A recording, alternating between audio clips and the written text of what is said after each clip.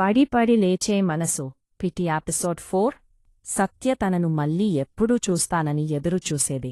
కనీసం phone number అడిగి తీసుకుందామంటే ఆడపిల్లను అలా అడిగితే తప్పుగా అనుకుంటారని మొహమాటం అడ్డు వచ్చింది అని బాధపడుతుంది. వేణు చెప్పుతుంటే ఆనంద్ తనని బస్ స్టాండ్లో తన కోసం ఎలా వెతుకుతూ ఉందో దూరం నుంచి చూసి చాలా బాధపడతాడు. కాని తన మనసులో తన గురించి ఆలోచనలు మొదలు అయ్యి వేరే ఆలోచన రాకుండా ఉండాలంటే ఇలా కొన్ని రోజులపాటు దూరంగా ఉండాలని నిర్ణయించుకున్నాడు. వైక్యాప్పాని కనీసం కనిపెడతాని నానగో ఒకరోజు బస్ స్టాండ్కి దూరంగా ఉన్న షాప్ ముందు నిలబడి ఫోన్ మాట్లాడుతుంటే వెనుక నుండి ఆనంద్ మీద చెయ్యి వచ్చి పడింది. ఎవరని వెనుకకి తిరిగి చూశాడు. సత్య తనని చూస్తూ నవ్వింది. ఫోన్ కట్ చేసి జేబులో పెట్టి తన వైపు చిరునవ్వుతో పలకరించాడు. ఇన్నాళ్లు నుండి మీకోసం చూస్తున్నాను. కనీసం మళ్ళీ కలిసి మాట్లాడలేదు. ఎలా ఉన్నారో? చాలా రోజులయింది కదా, అందుకే అలా అడుగుతున్నాను అంది తన కళ్ళల్లోకి చూస్తూ. నేనా బాగానే ఉన్నాను. మీరు ఏమిటి బస్ కోసం ఎదురుచూస్తున్నారా అని అడిగాడు సందేహంగా. ఈ టైంలో బస్ కోసం తప్పు ఇంకేమి ఉంటుంది అన్నది నవ్వుతూ. సరే కాని ఈరోజు బస్ బంద్ కదా, ఆ విషయము తెలియదా నీకో అని ప్రశ్నించాడు. అయ్యో, ఈరోజు బంద్, అందుకేనా గంటన్నర నుండి చూస్తున్న ఒక బస్ కూడా రావడం లేదు. నేను ఇంకా బస్ లేట్ ఏమో అనుకున్నాను. ఇప్పుడు డాడీ కూడా ఇంట్లో లేరు. ఏదో పని పడితే నిన్నే ఊరు వెళ్లారు అని దిగులుగా పెట్టింది. పోనీలే, బస్ రాకపోతే నువ్వు ఏమి చేస్తావు? ఈరోజు క్లాస్కి వెళ్ళకపోతే ఏమి అవుతుంది? ఇంటికి వెళ్ళి నిన్న చెప్పిందే రివిజన్ చేసుకో అని తాపీగా చెప్పాడు. నాకు అదే అనిపిస్తుంది కాని మా సార్ గురించి నీకు తెలియదు. క్లాస్ ఒక్కరోజు లీవ్ పెట్టినా ఏమ్మా మీకు జాబ్ వద్దా అని ఏదోకటి అంటారు. అందుకే ఆలోచిస్తున్నాను అని తల కిందకి దించుకుంది. పోనీ నా బైక్ తీసుకొని వెళ్ళు అని నవ్వాడు. బైక్ వచ్చి ఉంటే నిన్ను అడగకుండానే తీసుకొని వెళ్లేదాన్ని. కాని నాకు బైక్ రాదు, స్కూటీ వచ్చు అని ఆనందగా చెప్పింది. ఇప్పుడు స్కూటీ ఎక్కడ దొరుకుతుంది అని చుట్టూ చూశాడు. ఏమిటి చూస్తున్నావో అని తన వైపు చూసింది తదేకంగా. అదే, ఎవరైనా స్కూటీ ఇచ్చే మహానుభావులు దొరుకుతారు ఏమోనని చూస్తున్నాను అని దిగి అటూ ఇటూ చూశాడు. ఇప్పుడు స్కూటీ ఎవడికి కావాలి? వెళ్ళితే సాయంత్రం వరకు రావడానికి ఉండదు. అంతసేపు ఎవరూ ఇవ్వరు. ఊరికే అన్ని చెప్పే బదులు నువ్వు తీసుకొని వెళ్ళవచ్చు కదా. నువ్వు ఎలానో ఖాళీనే కదా అని నసుగుతూ చూసింది. నా బైక్ మీద నిన్న చూసేవాళ్ళు నిన్నూ నన్ను తప్పుగా అర్థం చేసుకుంటారు. వద్దు సత్యగారు అని అటూ ఇటూ దిక్కులు చూస్తున్నారు.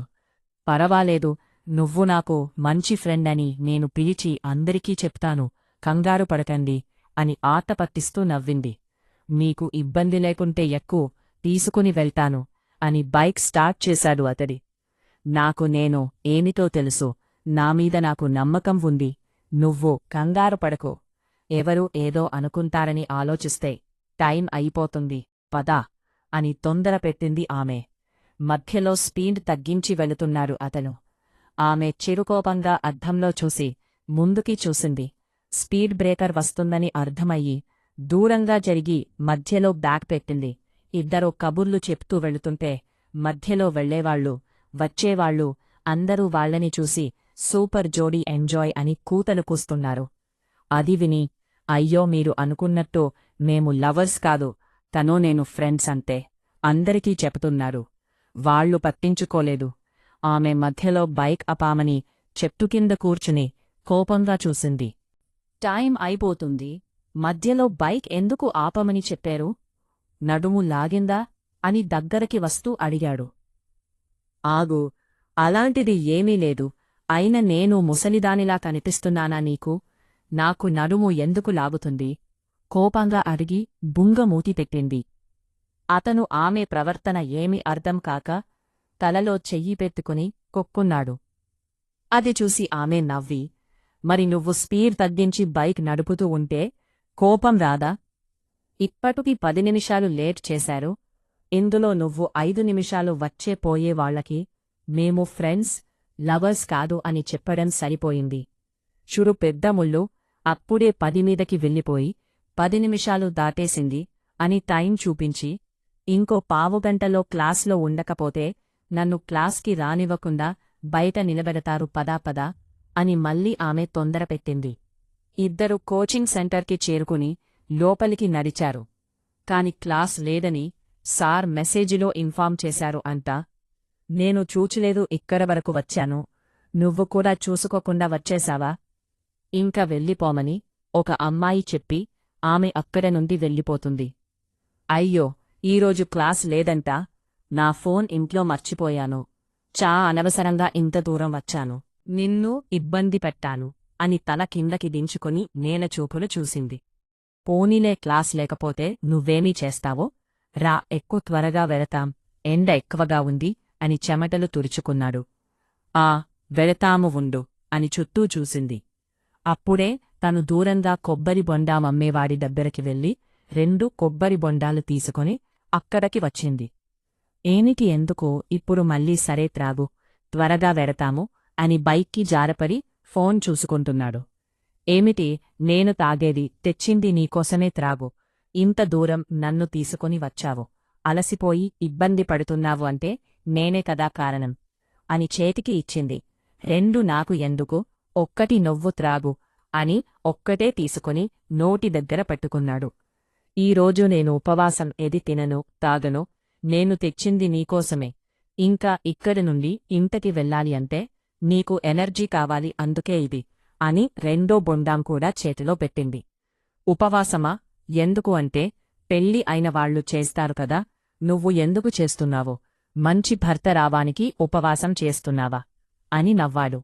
అందుకు కాదు, మా నాన్న అమెరికా నుండి నాకోసం సంబంధం వచ్చిందని, అప్పు చేసే అయిన పెళ్లి చేసేయాలి, విపరీతంగా ఖర్చు చేస్తున్నారు, ఆ సంబంధం చెడిపోవాలని దేవుని కోరుకుని ఈరోజు ఉపవాసం చేస్తున్నాను అని చెప్పింది నిశ్చితంగా.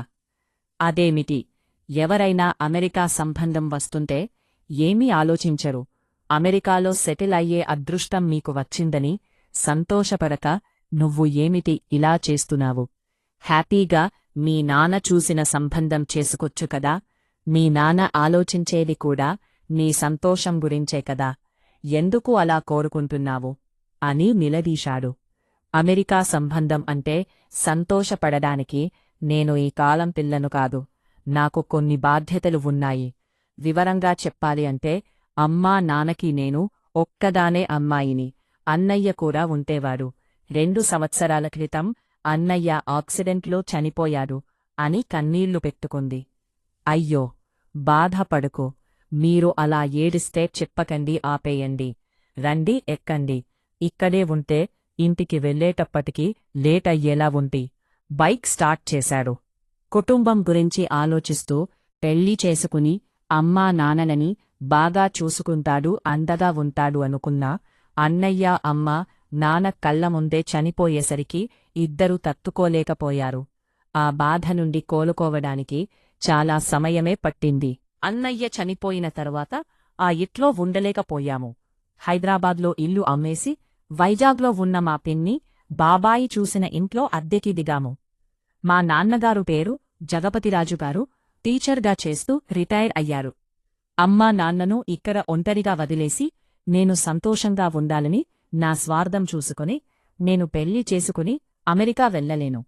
చేసుకుంటే అమ్మా నాన్నలను రోజూ చూసేలా దగ్గరలో అయితేనే చేసుకుంటాను. నాన్నకి కూడా అదే చెప్పాను కాని వినడం లేదు.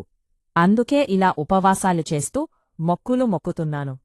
అందుకే ఈరోజు గుడికి వెళ్ళి రావడం వల్ల నేను ఫోన్లో సార్ పెట్టిన మెసేజ్ కూడా చూడలేదు అని మాట్లాడుతుంది. తల్లి తండ్రిలానే మంచి మనసు ఉన్న మనిషి. ఆపదలో ఉన్నవారు కనిపిస్తే చేతికి దోచిన సాయం చేస్తుంది. తల్లి తండ్రుల మీద ప్రేమ, గౌరవం ఉంది. జాబ్ చేస్తూ తన కాళ్లమీద తను నిలబడాలి అనుకునే అమ్మాయి. ఇద్దరు మాట్లాడుకుంటూ వచ్చేస్తారు. తనని బస్టాండ్ దగ్గర దింపేసి జాగ్రత్తగా వెళ్ళు అని చెప్పి వెళ్తుంటే ఫ్రెండ్స్ అని చెయ్యి కలిపింది. ఇద్దరు ఫోన్ నంబర్ ఒకరికి ఒకరు ఇచ్చుకున్నారు. సత్య ఇంటికి వెళ్లి తన గురుతో ఆలోచిస్తూ మాట్లాడాలని అనిపించి ఫోన్ నంబర్ చూసింది. కాని ఎందుకో ఈ టైంలో చెయ్యడం కరెక్ట్ కాదేమో అని పక్కన పెట్టి అమ్మ పిలిస్తే భోజనం చెయ్యడానికి వెళుతుంది. ఇంతలో భోజనం చేసి వచ్చేసరికి హాయ్ అని మెసేజ్ వచ్చింది తన నంబర్ నుంచి. తను కూడా నవ్వుకుని భోజనం చేశావా అని పెట్టింది. ఆ మెసేజ్ చూడగానే తను మల్లికాను భోజనం చేశావా అని నేను అడగడమే కాని తను ఎప్పుడూ అడిగింది లేదు అని గుర్తు చేసుకుని లేదు తినలేదు అని రిప్లై ఇచ్చాడు. అయ్యో ఇంక ఎందుకు తినలేదు, టైం చూడు 10 దాటింది, లేట్ చేస్తే హెల్త్ పాడవుతుంది, వెళ్ళు తిను తరువాత మాట్లాడతాను. తనమీద చూపించే కేరింగ్ తనకి చాలా నచ్చింది. అలాగే చేస్తాను అని ఫోన్ పక్కన పెట్టి అమ్మ భోజనం పెట్టు ఆకలేస్తుంది అని బయటికి నడిచాడు. కొడుకు తను అడిగితే కాని తినని కొడుకు మొదటిసారి ఆకలేస్తుంది భోజనం పెట్టు అనేసరికి నవ్వుకుని భోజనం కనుకుని తెచ్చి గోరుముద్దలు తినిపించింది. భోజనం ముగించి తిన్నాను అని చెప్పి చాటింగ్ చేస్తూ మాట్లాడుతూ ఉన్నారు. టైం 11 అవుతుందని చూసి ఎక్కువ మాట్లాడకూడదు అని గుడ్ నైట్ ఇంకా పడుకో అని చెప్పి పడుకుంది. ఆనంద్కి తను మాట్లాడే విధానం, కుటుంబం పట్ల చూపించే బాధ్యత, కొత్తగా పరిచయమైన తన పట్ల ఫ్రెండ్లో చూపే కేరింగ్ తనకి నచ్చేశాయి. తనని మోసం చేయడం తప్పు అనిపిస్తుంది. ఇంతలో ఫ్రెండ్ వేణు ఫోన్ చేశాడు. ఇంకా ఉండి subscribe to our channel. Thanks for watching.